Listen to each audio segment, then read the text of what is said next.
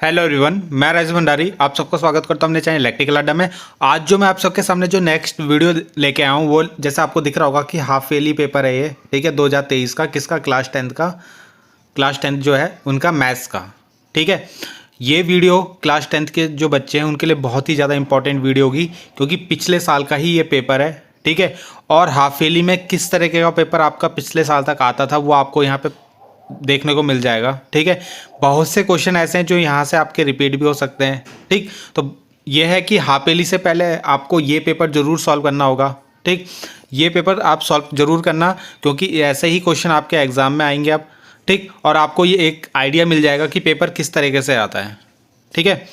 अब जो बात है कि जैसे कि आपका एक नोटिस आया था कि आपका क्या है, पेपर का लेवल जो है चेंज हो जाएगा, ठीक है। यानी लेवल जो होगा वो बढ़ जाएगा आपका, ठीक। जैसे पहले क्वेश्चन ये सारे आपके बुक से रिपीट हो जाते थे, अब ऐसा नहीं होगा, ठीक है। थोड़े से क्वेश्चन आपके थोड़ा डीप पूछे जा सकते हैं, ठीक। अभी वो हमें क्लियर तब होगा जब हमारे सैम्पल पेपर्स आएंगे, ठीक है।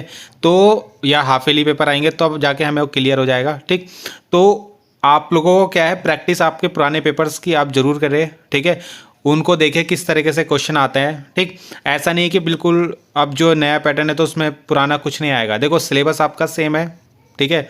एनसीईआरटी बुक आपकी सेम है, उन्हीं से क्वेश्चन पूछे जाएंगे, ऐसे बाहर से क्वेश्चन नहीं पूछे जाएंगे। बस ये कि उनको घुमा के आपसे पूछा जा सकता है, ठीक है।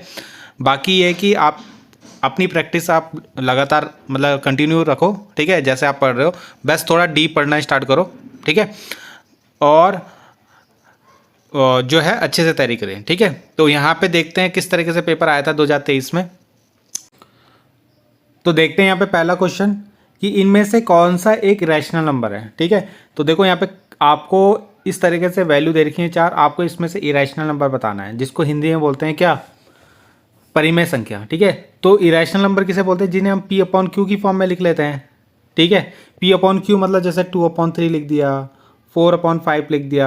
ये जो अपॉन वाली वैल्यूज होती हैं इन सबको रैशनल नंबर हम बोलते हैं। अब जैसे कोई बोलेगा 2 तो ये रैशनल है इरेशनल, तो आप इसके नीचे 1 लगा सकते हो ना, तो ये भी अपॉन पी अपॉन क्यू हो जाएगा।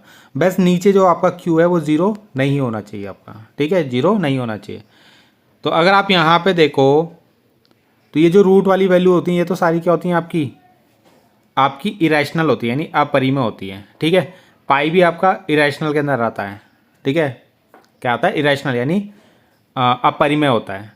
अब अगर आप √16 को देखो तो √16 किसका स्क्वायर होता है, 4 का, ठीक। और इसे हम पी अपॉन क्यू की फॉर्म में लिख सकते हैं, इसके नीचे 1 लगा दिया तो पी अपॉन क्यू बन जाएगा पी अपॉन क्यू, ठीक है।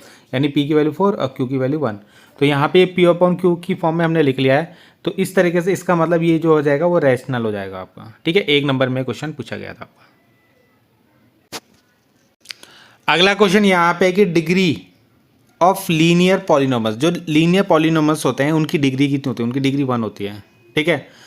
क्वाड्रेटिक की कितनी होती है डिग्री, 2 होती है। क्यूबिक की कितनी होती है, 3 होती है। तो इस तरीके से आपको याद रखना है, ठीक है। तो सिंपल ही था, तो कितनी होगी, 1 होगी।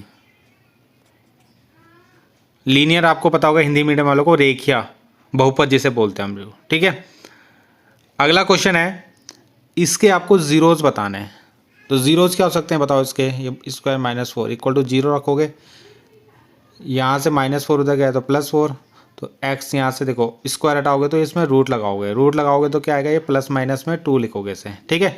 तो यानी ये 2 और -2 वाला जो ऑप्शन है ये सही हो जाएगा इसका आपका, ठीक है। सिंपल क्वेश्चन है। नेक्स्ट क्वेश्चन यहाँ पे जो है कि the number of roots of the quadratic equation, इसके कितने रूट्स होंगे इस इक्वेशन के, ठीक है।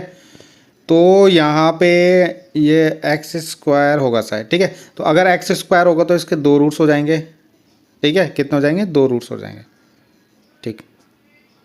और अगर ये 3 होगा तो 3 रूट्स हो जाएंगे इसके, ठीक है। तब क्यूबिक वाली रिएक्शन बन जाएगी ना। तो वैसे यहाँ पे 2 होगा ये आपका, तो इसके जो रूट्स हो जाएंगे वो 2 हो जाएंगे। कितने हो जाएंगे, 2 रूट्स हो जाएंगे। अगला क्वेश्चन है, आपको इसके रूट्स निकालने नहीं है, ठीक है। आपको केवल बताने कि दी नंबर ऑफ रूट्स कितने होंगे। तो जो x² है मतलब x² मतलब क्वाड्रेटिक इक्वेशन है, तो उसके कितने आएंगे, 2 रूट्स आएंगे आपके, ठीक है। अगला है, आपको एक AP दे रखी है, वैल्यू ऑफ कॉमन डिफरेंस। तो कॉमन डिफरेंस कैसे निकालते हैं, D A2 - A1 करके निकालते हैं। A2 की वैल्यू कितनी है, 1/2 माइनस A1 की वैल्यू कितनी है, 3/2, है ना। ये A2 हो गया और ये A1 हो गया। तो D कैसे निकालते हैं, A2 में से A1 को माइनस करते हैं। तो अगर आप यहाँ पे माइनस करोगे 3 में से 1 को माइनस करोगे तो -2 और नीचे 2, तो 2 से 2 काटा तो कितना बचा -1।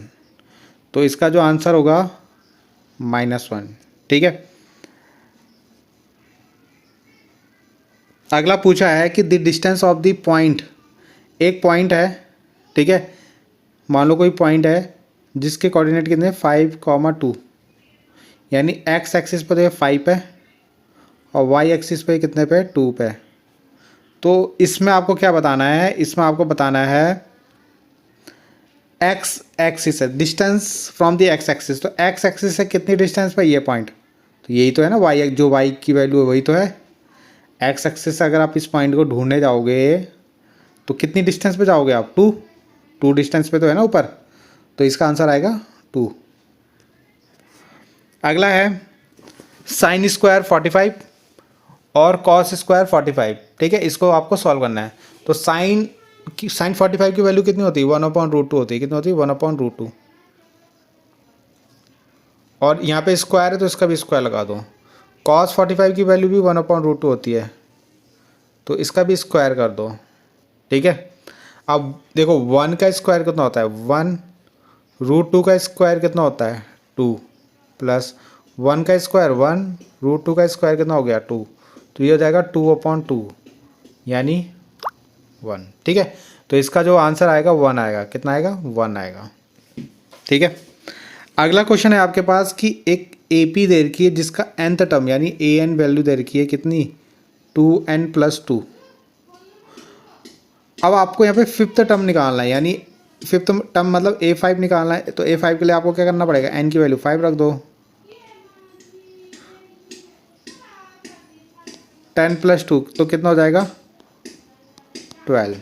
ठीक है, 5th टर्म पूछा है तो 5 रखोगे, मान लो 4th पूछ लिया तो 4 रख दोगे, 3rd टर्म पूछ दिया तो 3 रख दोगे। ठीक है, ये करना है आपको इसके अंदर।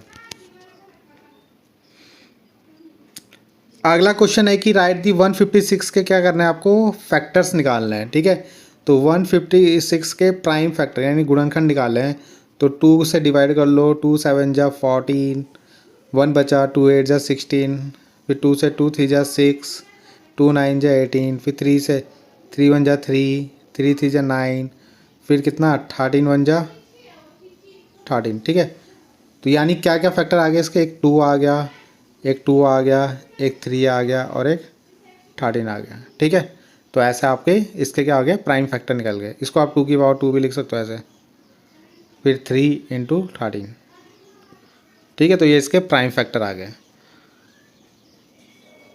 इसके आगे आपको क्या है, जीरोज़, जैसे इसके जीरोज़ निकालने हैं आपका। Find the sum of the zeros alpha plus beta, ये तो लिखते हैं ना आप जीरोज़ को, तो उनका सम निकालना है। तो वो होता है -b/a।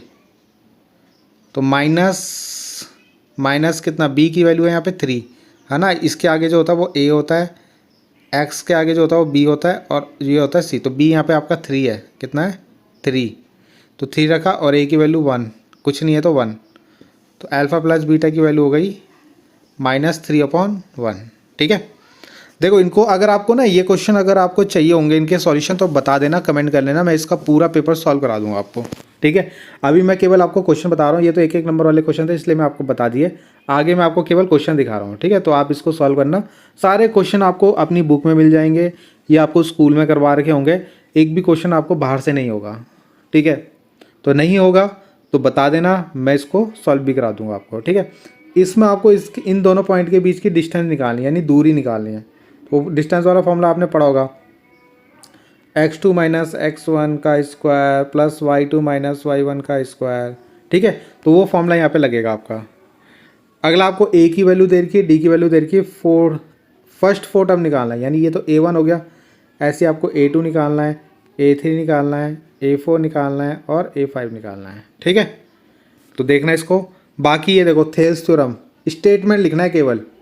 तो बहुत से बच्चे क्या करते हैं, थेल्स थ्योरम पढ़ लेते हैं मगर उसका स्टेटमेंट नहीं पढ़ते।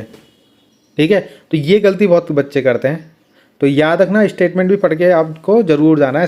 ठीक है, यानी जो उसकी परिभाषा जो है ना वो पढ़ के जानी है आपको। Find the discriminant of the quadratic equation. तो ये आपको इक्वेशन सॉल्व करनी है, ठीक है। यहाँ पे tan a की वैल्यू दे रखी है, sin a की वैल्यू निकालनी है। देखो एक एक नंबर वाले क्वेश्चन है, ठीक। क्वेश्चन 9 में आपको क्या है, find out the decimal expansion of the ratio, ये दे रखा है इस टर्मिनेटिंग और नॉन टर्मिनेटिंग। आपको ये बताना है टर्मिनेटिंग होगा या नॉन टर्मिनेटिंग होगा, यानी शांत होगा या अशांत, हिंदी में बोलते हैं शांत और अशांत, ठीक है। अब ये क्वेश्चन ना, ये वाली शायद एक्सरसाइज आपकी नई बुक में कट गया है, तो इसको पढ़ लेना, है ना। पूछा जाता है, बहुत बार देखा है मैंने, तो इस क्वेश्चन को भी पढ़ के जाना जरूर, क्योंकि बुक में कट गया शायद शांत अशांत। तो इसको देख लेना कैसे करते हैं इसको। Find the zeros of the polynomials, इसके जीरोज निकालने हैं आपको और उनमें रिलेशन भी निकालना है। ये तो सिंपल आपकी बुक का ही है क्वेश्चन है भी, ठीक है। रिलेशन क्या निकालते हैं हम, दो जीरोज आएंगे तो उनका अल्फा प्लस बीटा और अल्फा इंटू बीटा निकालना है, ठीक है। -b/a और c/a।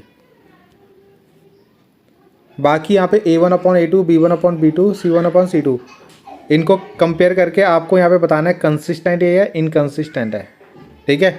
तो ये आपको यहाँ पे चेक करना है 11th क्वेश्चन में। तो ये भी सिंपल सा क्वेश्चन है। अगला है आपको ये चेक करना है कि ये क्वाड्रेटिक इक्वेशन होगी या नहीं होगी। तो आपको इनकी मल्टीप्लाई करके आपस में देखना है और क्वाड्रेटिक इक्वेशन इस फॉर्म में होनी चाहिए आपकी, यानी इसमें एक x² वाला टर्म तो आना ही आना चाहिए, x² वाला पद इसके अंदर आना ही आना चाहिए, ठीक है। तो ये क्वेश्चन आपका है विच टर्म ऑफ दी, यहाँ पे आपको क्या है, एक AP दे रखी जिसमें an वैल्यू दे रखी, a की वैल्यू दे रखी, d आप यहाँ निकाल लेना, 8 में से 3 को माइनस करना तो 5 आ जाएगा। तो यहाँ पे आपको n निकालना है इस क्वेश्चन में, an वाला फॉर्मूला लगा के, ठीक है। ये क्वेश्चन भी आपको मिल जाएगा बुक में, ये शायद एग्जाम्पल है आपका 6th चैप्टर का, तो इसको देखना करके। अगला आपको ये पॉइंट ये दे रखे vertices of N isosceles triangle, कि ये सारे पॉइंट के आइसोसेलेस ट्राइंगल के वर्टिसेस हैं, ठीक है। तो इनमें इनके बीच की डिस्टेंस निकाल लेना, इसको A ले लेना, इसको B लेना, इसको C, AB निकालना, फिर BC निकालना, फिर AC निकालना। अगर तीनों पॉइंट आगे, तीनों में से 2 अगर इक्वल आगे तो आइसोसेलेस ट्राइंगल के क्या हो जाएंगे, वो वर्टिसेस हो जाएंगे। अगला आपको tan A की वैल्यू दे रखी है, तो ये आपको सॉल्व करना है। 6th चैप्टर का सिंपल क्वेश्चन आ रखा है, देखो ये, सॉरी 6th बोल रहा मैं, ट्रिग्नोमेट्री चैप्टर का, ठीक है। ये भी आपका बुक का ही क्वेश्चन है कि कोई आप फ्रैक्शन नंबर ले लिया तो उसमें क्या करना है, 1 ऐड करना है, 1 सब्ट्रैक्ट करना है, तो नंबर 1 बन जाता है, ठीक है। फिर आपने क्या करना है, ऐड करना है केवल डिनोमिनेटर में, तो वो नंबर 1/2 बन जाता है। ऐसे इसको लेके इनकी इक्वेशन बनानी है, ठीक है, तो सॉल्व करना है। बाकी ये क्वेश्चन भी आपको बुक में मिल जाएगा, पॉजिटिव इंटीजर नंबर, ठीक है। ये क्वेश्चन ऐसे हैं जो आते ही आते हैं एग्जाम में। अब चाहे आपका पैटर्न कैसे भी हो, क्वेश्चन ये बनने ही बनने हैं, तो इनको जरूर करना है आपको, ठीक है।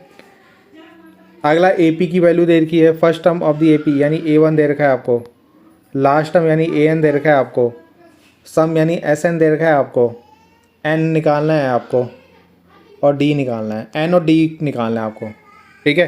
तो ये क्वेश्चन भी आपको बुक में मिल जाएगा। बाकी ये क्वेश्चन भी बहुत इंपॉर्टेंट है, 6th चैप्टर से क्वेश्चन पूछा जाता है, ट्रेपेजियम वाला, इसको ज़रूर करना है। और ये वाला क्वेश्चन तो फेवरेट क्वेश्चन है इनका, UK बोर्ड वालों का, ठीक है। तो ये क्वेश्चन हर साल आता ही आता है, चाहे हाफ ईयरली में आए, चाहे फाइनल में आए, चाहे प्री बोर्ड में आए। ये क्वेश्चन भी आपको एग्जाम्पल में मिल जाएगा, ठीक है। तो इस क्वेश्चन को भी करना। तो अगला क्वेश्चन जो है यहाँ पे, ये 6th चैप्टर का ही है क्वेश्चन भी, ठीक है। तो ये भी आपको मिल जाएगा यहाँ पे कि आपका क्या है, अगर ABC और PQR आपका सिमिलर हैं, क्या है, सिमिलर हैं, समरूप हैं अगर, तो आपको ये सिद्ध करना है यहाँ पे। तो ये भी 6th चैप्टर का सिंपल सा क्वेश्चन है, इसको ज़रूर कर लेना, ये भी पूछा जाता है। बाकी आपका देखो, इस वीडियोस में केवल मैं आपको क्वेश्चन बता रहा हूँ क्या क्या हाफ ईयरली में आए थे, ठीक है। अगर आपको इनके सॉल्यूशन चाहिए होंगे तो बता देना, इनके सॉल्यूशन भी आपको मिल जाएंगे, ठीक है। तो अगला क्वेश्चन है 24 कि इसमें फर्स्ट टर्म ये है AP, sum of the 7 term, अच्छा 7 टर्म का सम कितना है, 49 है, और 17 टर्म्स का सम कितना है, 289। तो आपको इसमें find the sum of n terms निकालना है, ठीक है। तो ये भी बहुत अच्छा सा क्वेश्चन है, बहुत ही ज़्यादा अच्छा क्वेश्चन है, ये पूछा जाता है बहुत बार, ठीक है। अगला ये क्वेश्चन तो है, ये भी बहुत बार पूछा जाता है, ठीक है। ये तीनों दे रखे हैं, ये भी आपका 7 चैप्टर का क्वेश्चन है भाई। देखो सारा बुक्स है, सारे आंसर आपको मिल जाएंगे, स्कूल में भी करवा रखे होंगे, ठीक है। आप कोचिंग लेते होंगे, वहाँ भी इसको करवाए होंगे सारे।